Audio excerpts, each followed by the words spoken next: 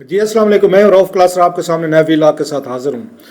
आखिर अनहोनी हो चुकी है जो पिछले 2 महीने से एक महाभारत यहाँ पे शुरू हुई थी, अदलिया वर्सेस एक पार्लियामेंट, एक लड़ाई चल रही थी। पहले भी आपको पता है ये एफर्ट की गई थी कि ये कानून में ये तरामीम लाई जाएँ, ये जुडिशल रिफॉर्म्स के नाम पे सुप्रीम कोर्ट की जो पावर्स हैं उनको क्लिप किया जाए। ये पहली दफ़ा नहीं हो रहा, माजी में भी हमने कई दफ़ा देखा है कि जो भी हुकूमत आती है उसकी कोशिश रहती है कि यहाँ पे चीफ जस्टिस जजेस की जो एक अथॉरिटी है, उनकी एक पावर है, एक क्लाउड है, उसको क्लिप किया जाए, उसको काटा जाए किसी तरीके का। और इसमें ये माजी में मैं अगर जैसे मैंने कहा कोशिशें होती रही हैं, इफ्तिखार चौधरी साहब के दौर में भी हुई थी, उन्होंने भी इनको इन पावर्स को उन्होंने रिजेक्ट कर दिया था। फिर उसको पार्लियामेंटी उन्होंने एक कमेटी बनाई थी जिसने जजेस की अपॉइंटमेंट्स वगैरह देखनी थी, उसको भी उन्होंने उसके भी पावर जो हैं वो जुडिश ने क्लिप कर दी थी। और बड़े अरसे से सियासतदान और पार्लियामेंट कोशिश कर रहे थे कि किसी तरीके से ये सुप्रीम कोर्ट जो है इसको पार्लियामेंट के नीचे लाया जाए, और सुप्रीम कोर्ट जो है रेजिस्ट कर रही थी। अगरचे इस प्रोसेस में 2 वज़ीर-ए-आज़म जो है उनको घर जाना पड़ा।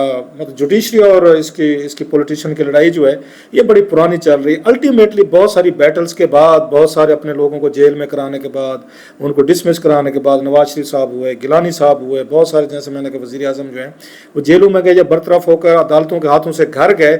अब आखिर पे आकर सियासतदानों ने या पार्लियामेंट ने जुडिशरी को अपने उसमें ले आए हैं, अपने नीचे उन्होंने लगा लिया है। जो पाकिस्तान जैसे मुल्कों में एक तरह की एक डबल एज्ड स्वॉर्ड होती है कि पार्लियामेंट पॉलिटिशियन जो हैं वो उस तरह इंसाफ के लिए खड़े नहीं होते जितने वाच डॉग सुप्रीम कोर्ट हो या दीगर इदारे जिनके बारे में कहा जाता है कि वो टफ टाइम देते हैं अदालतों में, जो है वो आपके पॉलिटिशियंस हों, ब्यूरोक्रेसी हो, सिविल मिलिट्री ब्यूरोक्रेसी हो, उनके अगेंस्ट एक थोड़ा सा बंद बांध कर रखते हैं। लेकिन इतनी बड़ी बैटल के बाद वो सियासतदान जिन्होंने अपने जना मुशर्रफ से आज़ाद करवाया था इन जजेस को, उन्हीं जजेस को दोबारा जो है अपने डोमेन में ले आए हैं और बहुत सारी मैसिव चेंजेस हुई हैं। उन्होंने एक तरह का जुडिशरी का वो जो एक स्ट्रक्चर था उसको चेंज किया। अब इसका कौन जिम्मेदार है? क्या जजेस जिम्मेदार हैं? उनको हमें ब्लेम करना चाहिए कि उन्होंने इस तरीके का उन्होंने पार्लियामेंट के साथ एक लड़ाई लड़ी, या उनकी डोमेन्स थी, पावर्स थी, जिसकी वजह से सियासतदान मजबूर हुए और इस तरह के फैसले कुछ जजेस ने दिए, जिसकी वजह से मौका मिला सुप्रीम कोर्ट को कि वो पार्लियामेंट को कि वो भी खड़े हो जाएं और कहें कि जनाब जजेस जो हैं अब ये कानून और आइन पे नहीं चल रहे, ये कोई सियासी लड़ाई लड़ रहे हैं, ये भी अब एक पॉलिटिकल फोर्स की तरह ये हमारे साथ मुकाबले पर उतर हैं। बहुत सारी ऐसी चीज़ें हुई हैं, 2-4 बड़ी हुई हैं। खैर साकिब निसार साहब के दौर में हुआ है, उस पर बात करेंगे। फिर हमने देखा उमर अता बदियाल साहब ने कुछ ऐसी चीज़ें की। अभी जस्टिस मंसूर अली शाह साहब जो हैं उनके हवाले से कहा जा रहा है कि इन्होंने कानून को दोबारा अपनी तरफ लिखने की कोशिश की, जिसकी वजह से ये पार्लियामेंट को एहसास हुआ कि हमारी सारी पावर जो है वो तो ले रहे हैं। खैर इस पे बात करते हैं कि कौन जीता कौन हारा, फर्दर की क्या लड़ाई होगी, कौन चीफ जस्टिस बनेगा। साथ में एक और चीज़ जो बड़ी इंटरेस्टिंग है, मैं अभी कुछ बैठा पॉइंट्स बना रहा था इसी इन पे मामलात में कि ये किसकी ये जीत है। कुछ कह रहे हैं जनाब कि इस वक्त आर्मी एस्टेब्लिशमेंट बड़ी खुश है, ISI बड़ी खुश है, वो समझते हैं कि जनाब कि उन्होंने शायद इसमें बड़ा एक रोल अदा किया। बहरहाल एस्टेब्लिशमेंट जो है वो इस वक्त बड़ी हैप्पी है कि जिस तरह की चेंजेस जो हैं अदलिया के उसमें हवाले से की गई, वो समझते हैं कि जनाब कि इसके बाद इस मुल्क में पॉलिटिकल स्टेबिलिटी जो है वो लौट आएगी। और जितनी भी पॉलिटिकली तौर पर इंजीनियरिंग हो रही थी, ये पहले तो इल्ज़ाम लगता था फ़ौज पे, ISI पे, दीगर इदारों पे कि वो पॉलिटिकली तौर पर ये इंजीनियरिंग करते हैं, अब वो कहते हैं कि ये इल्ज़ाम जो है इन पे अदालतों पे लगता है कि ये भी पॉलिटिकल इंजीनियरिंग में ये मुलविस थी। लेकिन साथ में जो अहम चीज़ है जो मैंने आपके साथ डिस्कस करनी है,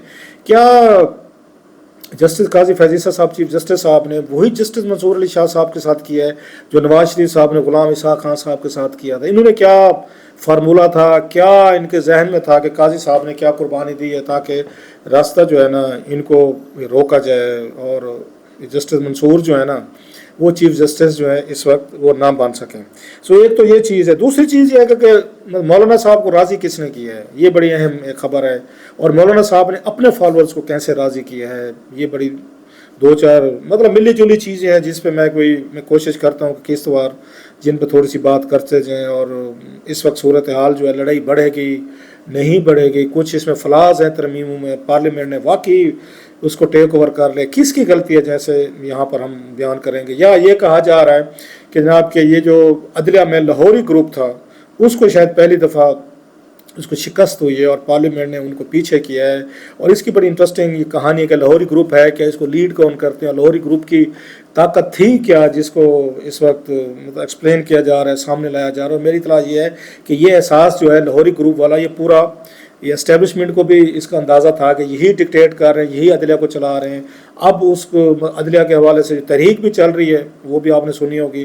انہوں نے حامد خان صاحب نے کہا ہے کہ جناب کہ عینی ترامیم کے حوالے سے ہم تحریک چلائیں گے. اب سوال ایک اور بھی ہے کہ اعتزاز احسن صاحب نے ایک 2015 میں تقریر کی تھی جس میں انہوں نے بتایا تھا جناب کہ جو ہم نے ججز وہ یہ ریسٹور کروائے تھے افتخار چودھری صاحب والے دور کے, تو ان کو جن وکیلوں نے جو کولیگس ہیں ان کے, انہوں نے اربوں روپے کمائے تھے ان سے, ان ججز سے جن کے نام پہ ان کو بحال کرایا گیا تھا کہ وہ پارٹیاں پکڑتے تھے, ان کے سامنے ججز کے سامنے پیش ہوتے تھے. افتخار چودھری صاحب کی کرسی کے حوالے یہ الفاظ ہیں ان کے کہ کرسی جو ہے نا وہ دکھا کر وہ اس پہ فیسیں لیتے تھے, پیسے لیتے تھے اور پیش ہوتے تھے. اعتزاز نے کہا میں تو پیش نہیں ہوتا تھا لیکن میرے بہت سارے وکیل دوست جو تھے وہ افتخار چودھری باقی ججز کی وجہ سے ارب پتی ہو گئے تھے. نام نہیں بتایا انہوں نے, تو اس پہ آج میں نے ٹویٹ بھی کیا, میں جناب وہ تو اعتزاز خود کہہ رہا ہے کہ وہ جو پچھلے ہم نے ججز موومنٹ چلائی تھی اس میں تو کئی وکیل جو ہیں وہ ارب پتی بن گئے تھے. تو اب کی دفعہ ان کا نام تو پتہ ہے نا, کیونکہ پھر تحریک شروع ہو رہی ہے, لوگوں کو پتہ تو ہونا چاہیے, تو پھر اسی سراغ سے تو لوگ نہ ڈسے جائیں جناب کہ وہی لوگ جو ہے نا 15-16 سالوں بعد اب پھر لوگ پیسے ختم ہو گئے ہوں گے تو انہوں نے جناب ایک نئی تحریک شروع کرتے ہیں, پھر نئے ججز نئے لوگ نئی ترامیم میں اور ہم اپنا پیٹ بھرتے ہیں. یہ ان کی میں بات کر رہا ہوں. اعتزاز احسن صاحب نے جو ان کا کلپ جو ہے وہ اس وقت سرکولیٹ کر رہا ہے جس میں انہوں نے تقریر کی تھی کہ ججز کو ریسٹور کرانے کے بعد وکیلوں نے کتنے بڑے بڑے پیسے بنائے تھے. ارب پتی ان کے الفاظ ہیں, کروڑ پتی بھی نہیں, لاکھ پتی بھی نہیں, انہوں نے کہا ارب پتی جو تھے ارب پتی بن گئے تھے. خیر کمنگ ٹو دا پوائنٹ, اب یہ چیز تو طے ہوگی کہ جس طریقے کی پاور جو ہے پارلیمنٹ نے لے لی ہیں, اور اس سے پہلے اب انڈکشن کا جو طریقہ کار رکھا گیا پارلیمنٹ کمیٹی کا, اس کو کیسے انڈکٹ کیا جائے گا, جوڈیشل کمیشن جو بنایا گیا اس سے تو یقینی طور پر 2-3 یہ لوگوں کی پاور جو ہیں وہ میرا خیال ہے ان کی ٹوٹی ہیں توڑی ہے. کیونکہ چیف جسٹس صاحب کی جو تھی ان کے ساتھ جو ہم دیکھتے تھے بڑے بڑے جو وکلا کے گروپ ہیں جو اپنے ہی چیمبرز کے وکیلوں کو وہ جج بنوا دیتے تھے اور انہی کے ذریعے پھر بعد میں وہ کرتے تھے, کنٹرول کرتے تھے جوڈیشری کو. صاف ظاہر ہے پھر ججز کے سامنے جب آپ پیش ہوتے ہیں, اگر آپ نے ان کو کسی کو جج لگوایا ہوا ہے تو وہ خیال کرتے ہیں, لوگوں کو بھی پتہ ہوتا ہے کہ فلاں وکیل کر لو, جیسے اعتزاز نے اپنی تقریر میں کہا کہ فلاں بندے کو وکیل کر لو, تو جج صاحب ان کو نہ نہیں کرتے, ریلیف ملتا ہے. پھر آپ اپنی مرضی کی فیس اگر آپ کی 5 لاکھ بن جائے پھر آپ 50 لاکھ روپے لیتے ہیں. کلائنٹ بھی دیتا ہے کہ جناب ٹھیک ہے اگر ہمارا کام چل رہا ہے تو ہم نے تو ٹھیک ہے ہم انہیں کو کر لیتے ہیں. سو وہ نقصان ہوگا کہ اب اپنی مرضی کے شاید وہ ججز اس طریقے کے انڈکٹ نہ کروا سکیں. پھر حکومت کوشش کرے گی کہ اب یہ پارلیمنٹ سارا ہمارے ہاں سسٹم آ گیا ہے تو ہم اپنی مرضی کے جج کروا لیں. سو مرضی کے ججوں کا کنسیپٹ ادھر بھی تھا ادھر بھی چلے گا. سیاستدان بھی اتنے شریف بھی نہیں ہوتے, بھولے نہیں ہوتے کہ وہ جناب میرٹ پہ ہونے دیں گے جناب ٹھیک ہے قبلیت دیکھ لیجیے. وہ بھی اپنا دیکھیں کہ جناب ہمارے بندے وہاں جوڈیشری میں ہونے چاہیے جو بیٹھ کے کل کو ہمارے مفادات ان چیزوں کو پروٹیکٹ کریں. سو وہ کام رہے گا. وہ اگر یہ مطلب پاورفل گروپ تھے وکیلوں کے, وہ اپنے وکیل یا چیمبر کے وکیل انڈکٹ کرواتے تھے جوڈیشری میں, تو اب سیاستدان کروائیں گے. 2-4 رکھے ہوئے اس میں رکھے جائیں گے کیونکہ میجارٹی تو انہی کے پاس ہونی ہے. حکومت ہمیشہ اپنے پاس رکھے گی. جب اگر ووٹنگ کا ٹائم بھی آئے کہ فلاں جج کو رکھنا یا نہیں رکھنا, جو کینڈیڈیٹس ہوں گے تو حکومت اپنے بندے رکھوائے گی. سو اب آپ دیکھیں گے کچھ عرصے بعد وہاں سے شکایتیں آنا شروع ہو جائیں گی کہ یہ پولیٹیکل بنیادوں پر جج رکھے جاتے ہیں. ایک چیز. دوسرا یہ ہے کہ جناب یہ لاہوری گروپ کیا ہے. لاہور سے یہ کہتے ہیں پچھلے 4 یا 5 چیف جسٹسز جو ہیں وہ لاہور سے ہیں. مثلاً ثاقب نثار صاحب لاہور سے آئے تھے, تصدق حسین جیلانی صاحب لاہور سے آئے تھے, آصف سعید کھوسہ صاحب لاہور سے آئے تھے, جو وہاں سے مطلب ان کے آبائی گاؤں پہ نہ جائیں, جو بیسڈ تھے لاہور میں ان کی بات کر رہا ہوں. پھر عمرتا بندیال صاحب لاہور سے آئے تھے. اگر یہ چیف جسٹس لگا دیا جاتا ہے منصور صاحب کو, یہ لاہور سے ہیں. اب یہ 5 جسٹسز جو ہیں مسلسل بیک ٹو بیک یہ لاہور سے آئے ہیں. قاضی فیضی صاحب ایک وحد ڈپارچر تھی افتخار چودھری صاحب کے بعد, جب میں غلط نہیں, درمیان میں گلزار صاحب بھی آئے تھے, شاید وہ کراچی سے تھے, اگر میں غلط نہیں کہہ رہا, مجھے پورا اس معاملے میں پتہ نہیں, گائیڈ کیجیے گا. گلزار صاحب درمیان میں ایک اس میں آئے تھے کہ جو شاید لاہور سے نہیں تھے, کراچی سے تھے شاید. تو ادروائز باقی جتنے بھی ججز تھے وہ سارے لاہور سے آئے ہیں. قاضی صاحب بہر سے ہیں. لاہور کا وہ کہتے ہیں جناب کہ ایک وہاں پہ بیٹھا ہوا پاورفل ایلیٹ ہے لاہور کی جو جوڈیشری کو ان چیزوں کو کنٹرول کرتی ہے. پیچھے وہ کہتے ہیں اگر آگے یہ ججز بیٹھے ہو تو پیچھے وہ کہتے ہیں جناب یہ کنسلٹیشن کے لیے اعتزاز احسن صاحب ہیں, لطیف کھوسہ صاحب ہیں, خواجہ احمد طارق رحیم صاحب ہیں, جن کی ان کی آپ کو پتہ ہے کہ وہ بھی آئی تھیں, گفتگو بھی آئی تھی, سامنے آئی تھی ساری چیزوں کی. ثاقب نثار صاحب کی بھی آئی تھی. سو وہ کہتے ہیں اچھا. پھر حامد خان صاحب بھی لاہور سے ہیں.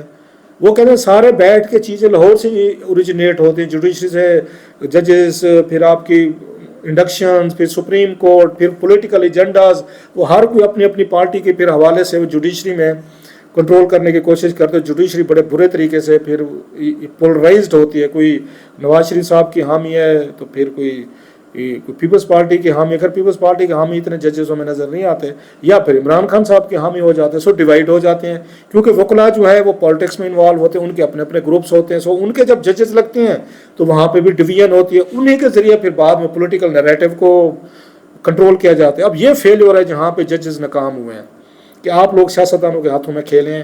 آج میرا خیال ہے آپ کو نظر آ رہا ہوگا, آپ کی انٹرنل بیٹل جو تھی نا, جو آپ کی بینچ کے درمیان لڑائیاں تھیں, اس کا فائدہ سیاستدانوں نے اٹھایا.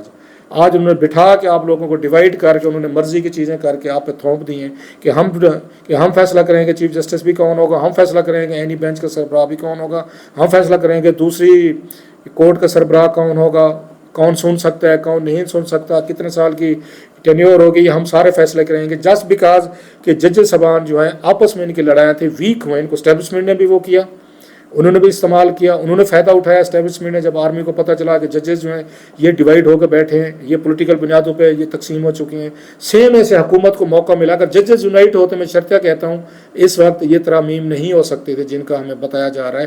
تو the main fault lies at the end of the ججز. اور ججز نے بھی کچھ ایسے فیصلے کیے جس سے حکومتوں کو موقع ملا کہ یار یہ تو قانون اور آئین پہ چل ہی نہیں رہے. مطلب ثاقب نثار صاحب کا دور دیکھ لیں, وہ تو ان کی ویڈیو چل رہی ہے, انہوں نے 4-5 MPS میں ویسے وہ کروا دوں گا, میں استعفے دلوا دوں گا. یہ آپ کا چیف جسٹس کہہ رہا ہے. چیف جسٹس صاحب کے حوالے سے سب کو پتہ ہے کہ ان کو کیسے وہ کہتے پیچھے جنرل بیٹھے تھے اور لوگ بیٹھے تھے. آپ نے ان کی اگر ان کی گفتگو سنی ہو, ان کی جہانگیر ترین صاحب وغیرہ کی, وہ سارے یہ سمجھتے تھے کہ بیٹھ کے یہ چیزیں مینیج ہو رہی تھی, اسٹیبلشمنٹ چلا رہی تھی. پھر اس کے بعد جو تو بڑے میرا خیال ہے جو پرابلم ہوئے جوڈیشری کے, وہ تو ایک اس میں تھا مین, جب عمرتا بندیال صاحب نے وہ 63A والا جو کیس ہے جس کو بھی ریورس کیا گیا ہے ریویو میں, جب لاہور میں وہاں پہ تحریک عدم اعتماد آ رہی تھی اس پہ, اس وقت حمزہ شہباز شریف صاحب کی ووٹنگ وغیرہ ہونی تھی, تو اس وقت انہوں نے کہہ دیا تھا, فیصلہ دیا تھا عمرتا بندیال صاحب نے کہ یہ جو 20 PTI کے لوگ ہیں ووٹ, ان کا ووٹ کاؤنٹ نہیں ہوگا. اب یہ وہ فیصلہ تھا جو نہیں دے سکتے تھے, اس کی سزا ہے. ہاں وہ ووٹ ڈال لیں گے اس کے پاس سزا ہو سکتی ہے, ڈسکوالیفائی ہو سکتا ہے. اب کسی کو ووٹ ڈالنے سے کیسے روک سکتے ہیں؟ کوئی ایکٹ ہوا ہی نہیں ہے, آپ اس کی سزا کیسے دیں گے؟ وہ غلط کر رہے تھے, کرنے دیں. قانون تو آپ کو یہی کہتا ہے, آپ نے ان کو روک دیں. یہ تو وہی والی بات ہے کہ جج کیس سن سکتا ہے لیکن فیصلہ نہیں لکھ سکتا, یا فیصلے میں ووٹ نہیں ڈال سکتا. تو عمرتا بندیال صاحب نے اس وقت آئین کو خود لکھ دیا, جس کی وجہ سے حکومتوں کو لگا کہ ہاں پھر ٹھیک ہے, اگر آپ غیر آئینی ہیں, غیر قانونی کام کریں, حکومتیں تو تیار رہتی ہیں بلے بلے کہ ہیں جی, حکومتوں کو تو فرق نہیں پڑتا, وہ تو روزانہ یہی کام کر رہی ہوتے کہ کوئی ایسا بندہ ٹکر جائے جو قانون آئین کی بات نہ کرے, اپنی طرف سے غیر قانونی کام شروع کر دے تو ہم اس کے ساتھ متھا لگا لیں گے. سو عمرتا بندیال صاحب نے وہ فیصلہ کیا جس کی وجہ سے پرابلم ہوا سارا. پھر حکومت نے ان کے فیصلے ماننے سے انکار کر دیا, ہم الیکشن نہیں کرواتے. انہیں پتہ تھا کہ جسٹس صاحب جو ہیں پولیٹیسائز ہو چکے ہیں, لہٰذا پولیٹیکل فیصلے دے رہے ہیں, اور نہیں ہوئے, انہوں نے نہیں الیکشن کروایا. عمرتا بندیال صاحب ان کو کچھ نہیں کر سکے, کوئی توہین عدالت نہیں لگا سکے پرائم منسٹر پہ, کہتے رہے, لگا ہی نہیں. پھر ہم نے جسٹس منصور صاحب کے کیس میں دیکھا, جب 8 ججز کا وہ بینچ بنا, 13 کا بینچ تھا جس میں 8 ججز کا وہ اکثریتی فیصلہ تھا, اس میں بھی حکومت یہ کہتی ہے جناب آپ نے جو ان کو سیٹیں دی ہیں یا کنسیشن دی ہیں, پولیٹیکل پارٹی مانا ہے, بلا بلا الیکشن کمیشن کو سارا فیصلہ غیر قانونی ہے. وہ کہتے ہیں یہ چیزیں قانون میں آئین میں تھی نہیں, انہوں نے مانگی نہیں تھی, آپ نے کیسے ان کو یہ اختیار دے دیا ہے. سو وہ کہتے ہیں جسٹس منصور شاہ صاحب جو ہیں انہوں نے بھی اسی طرح کے فیصلے دیے ہیں جو عمرتا بندیال صاحب دے رہے تھے. تو ان کا یہ حکومت کا یہ پوائنٹ آف ویو ہے, یا یہ حکومت کی تنقید ہے کہ اب آپ ججز جو ہیں وہ آئین خود لکھنا شروع ہو گئے, جو چیزیں آئین میں شامل ہی نہیں ہیں وہ دینا شروع کر دیں, جس کو نظریہ ضرورت کہا جاتا ہے. جب ججز نے نظریہ ضرورت پر گئے ہیں تو حکومتیں بھی اتر رہی ہیں. میں نے پہلے کہا آپ کو حکومت خوش ہوتی ہے, صحافت اگر غلط کام کرے, اسٹیبلشمنٹ غلط کام کرے, ججز کریں جو واچ ڈاگ ہیں یہ غیر قانونی غیر آئینی کام ہم شروع کر دیں, امورل کام, حکومت بڑی خوش ہوگی کہ اب یہ کانے ہو گئے, اب ان کے اندر وہ مورل اتھارٹی نہیں رہی, لیگل اتھارٹی نہیں رہی ان کے پاس, یہ ہم سے لڑ سکیں. حکومتیں سمجھتی ہیں اب یہ ویک ہو گئے, اب ان کو بلیک میل بھی کیا جا سکتا ہے, ان کی بات ہم نہیں مانیں گے. اور وہی کچھ ہوا, نہیں مانی انہوں نے. نہ انہوں نے یہ عمرتا بندیال صاحب کا فیصلہ مانا تھا کہ ہم الیکشن کروائیں جناب, نہ وہ فیصلہ مانا انہوں نے, نہ انہوں نے جسٹس منصور علی شاہ صاحب کا مانا جو انہوں نے کہا جناب 30 سیٹیں جو ہیں 2 بھی ہیں PTI کی, ان کو واپس کی جائیں, خواتین والی یا دیگر جو بھی انہوں نے کہا جناب کہ لوگ آزاد جو ہیں ان کو دوبارہ شامل ہونے کا دیا, جو انہوں نے نہیں مانتے ہیں ہم نہیں کریں گے. تو جسٹس منصور شاہ صاحب جو ہیں میرا خیال ہے انہوں نے بھی یہ چیزیں اس طرح کی کر کے چاہیے یہ تھا، قابل جج ہیں، ان کی بڑی عزت ہے، لوگ ان کے بڑے مداح بھی ہیں، ان کا لوگ جاننے والے کہتے ہیں وہ اتنی بڑی ٹربل بھی پیدا نہ کرتا ہے جتنی بڑی ان کے حوالے سے وہ چیزیں سامنے آ گئیں. شاید وہ بھی ذرا جلدی کر کے انہیں یہ فیل ہوا کہ اگر میں نے اس وقت ایکٹ نہ کیا، اور کچھ اور ججز کو بھی فیل ہوا، تو یہ جسٹس یہ قاضی صاحب جو ہیں یہ پھر 3 سال کے لیے یہ لے لیں گے، یہ دوبارہ بیٹھے رہیں گے اور میرا چانس مارا جائے گا. لہٰذا انہوں نے کہا جناب کہ ہم نے ایک قاضی فیضیسہ صاحب کو نہیں بننے دینا، ان کو ایکسٹینشن نہیں لینے دینی. لہٰذا 8 ججز جو ہیں وہ سائٹ پہ ہو گئے. انہوں نے پی ٹی آئی کی سیٹیں جو بحال کی ہیں، انہیں سیٹوں کی بنیاد پر حکومت 2/3 اس میں چینجز لانا چاہ رہی تھی، جس کو قاضی صاحب کو بھی ریلیف ملتا، ان کی ایج میں اضافہ کیا جا سکتا تھا یا ان کو 3 سال دیے جا سکتے. سو وہ بینچ کے لوگ سمجھ رہے تھے کہ قاضی صاحب کو لانے کے لیے چیزیں ہو رہی ہیں، 30 سیٹیں وغیرہ اگر ہم 30-40 جو بھی ہیں وہ سیٹیں اگر ہم روک دیتے ہیں اور پی ٹی آئی کو واپس کر دیتے ہیں جو مخصوص سیٹیں ہیں، تو یہ سارا پروسیس بلاک ہو جائے گا اور قاضی صاحب جو ہے نا سسٹم سے آؤٹ ہو جائیں گے. کسی حد تک تو کامیاب بھی رہے ہیں، فیئر انف وہ اس کو ہوئی ہے. لیکن قاضی صاحب نے بھی ایک اور وہی کام کیا جو جنرل کاکڑ والا وہ فارمولہ تھا، انہوں جنرل کاکڑ والے فارمولے پہ چلے گئے. انہوں نے کہا بھائی ٹھیک ہے، میں اپنے آپ کو اس سسٹم سے آؤٹ کرتا ہوں، میں نہیں بنتا، میں ایکسٹینشن نہیں لیتا، میں 3 سال نہیں لیتا، میں اپنی عمر نہیں بڑھواتا، میں گھر جاتا ہوں. لیکن اس کے بدلے میں یہ قوانین چینجز آ رہی ہیں اگر تو جسٹس منصور پہ نہیں بنے گے. پھر 3 ججز سینئر ججز جو ان میں سے جس کو چاہے گی حکومت، وہ جسٹس یحییٰ فریدی صاحب کا کہا جا رہا ہے شاید وہ لگ جائیں گے. سو وہ اپنے آپ کو درمیان سے نکال کے انہوں نے ان کا رستہ روک دیا ہے کہ جسٹس منصور صاحب نہ بنے. جیسے نواز شریف صاحب نے کہا تھا کاکڑ صاحب کو، جنرل وحید کاکڑ صاحب کو 93 میں کہ جناب ٹھیک ہے کہ غلام اسحاق خان صاحب مجھے نہیں چلنے دے رہے، میں ان کو نہیں چلنے دے رہا، ایک شرط پہ میں استعفیٰ دیتا ہوں ایز اے وزیر اعظم، میں بھی گھر جاتا ہوں، غلام اسحاق خان صاحب بھی گھر جائیں. وہی کچھ ہوا، بعد میں دونوں کو جانا پڑا. نواز شریف صاحب کو پتہ تھا میں پولیٹیشین ہوں، میں دوبارہ وزیر اعظم بن سکتا ہوں. اسحاق خان صاحب ایک دفعہ سسٹم سے نکل گئے، یہ دوبارہ نہیں آ سکتے. وہی کچھ ہوا، نواز شریف 97 میں دوبارہ وزیر اعظم بن کے آ گئے، بلکہ 2013 میں تیسری دفعہ بن گئے. ابھی وہ 4تھی دفعہ بنتے رہ گئے. اسحاق خان صاحب کو پتہ ہی نہیں تھا، پھر اس کے بعد تو کسی نام ہی نہیں سنا ان کا. یہی کام انہوں نے کیا ہے قاضی فیضیسہ صاحب نے.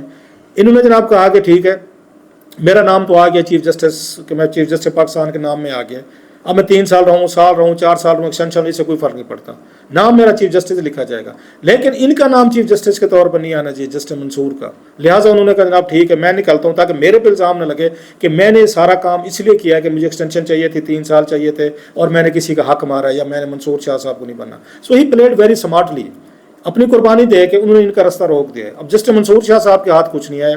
وہی میں نے کہا قاضی صاحب جو ہیں ان کو فرق نہیں پڑنا تھا، وہ 1.5 سال چیف جسٹس رہ کے چلے گئے. یہاں جسٹسز تو کئی ہیں، آپ کو نام بھی نہیں یاد ہوں گے، اتنے جسٹسز ہیں. 17-18 مطلب ایک دفعہ ایک ہی وقت میں ہوتے ہیں، پتہ کتنے آ چکے ہیں اور کتنے چلے گئے ہوں گے. آپ میں سے کتنے لوگوں کو نام یاد ہوں گے جسٹسز سپریم کورٹ کے. لیکن چیف جسٹس میں بھی آپ سے پوچھ رہا ہوں 5-10 آپ ابھی بھی گنوا دیں گے. سو جسٹسز چیف جسٹسز کے نام میں تو آگے قائد صاحب کا. قائد صاحب نے وہی والا فارمولہ جیسے میں نے کہا، انہوں نے نواز شریف صاحب والا روٹ لیا کہ بھائی صاحب مجھے نکال دیں لیکن ساتھ میں اس کو بھی نکال دیں. انہوں نے کہ میں تو جا رہا ہوں، تو پھر جسٹس منصور شاہ صاحب بھی نہیں بنیں گے. تو منصور شاہ صاحب اپنا میرا خیال ہے جلدی میں بہت نقصان کر بیٹھے اگر ان کو چیف جسٹس نہیں بنایا جاتا. بہرحال بہت ساری چیزیں لمبی ڈیبیٹس ہیں، اس کے مختلف اس کے پہلو ہیں، ابھی رہ گئے ہیں. مطلب مولانا صاحب کو راضی کس نے کیا، کیسے ہوئے، مولانا صاحب نے اپنی کیا باتیں منوائیں، اندر کھاتے کیا گیم چلتی رہی. یہ بھی بات لمبی ہوگی، نہیں تو میں آپ کو اس پر بھی تھوڑا سا وہ کرتا. تھوڑا ذرا بے ربط سا آج رہا ہے، مجھے خود بھی سمجھ نہیں آ رہی تھی کہاں سے شروع کریں، اتنی ساری انفارمیشن تھی، چیزیں تھیں جو آپ کے ساتھ وہ ڈسکشن کرنی تھی. بہرحال دیکھتے ہیں سر کہ جسٹس منصور علی شاہ صاحب جو ہیں وہ جب بالکل قریب آ گئے تھے چیف جسٹس بننے کے، تو کون سی ایسی جلدی کر بیٹھے 2-3 فیصلے جو ان کو میرا خیال ہے حکومت الرٹ ہو گئی، حکومت ڈر گئی کہ جناب یہ تو ایک اور عمر عطا بندیال صاحب، ایک اور ثاقب نثار صاحب آ رہے ہیں جو ہمارے لیے، یا آصف سعید کھوسہ صاحب آ رہے ہیں، لہذا ہم نے نہیں ہونے دینا. سو اسی پروسیس میں لاٹری لگتا یہ ہے کہ یحییٰ فریدی صاحب کو نکلنے والی ہے. دیکھتے ہیں نکلتی ہے نہیں نکلتی، درمیان میں کچھ اور ہو جاتا ہے. You never know. اس ملک میں تو پتہ ہے ایک لمحے میں کیا سے کیا چیزیں ہو جاتی ہیں.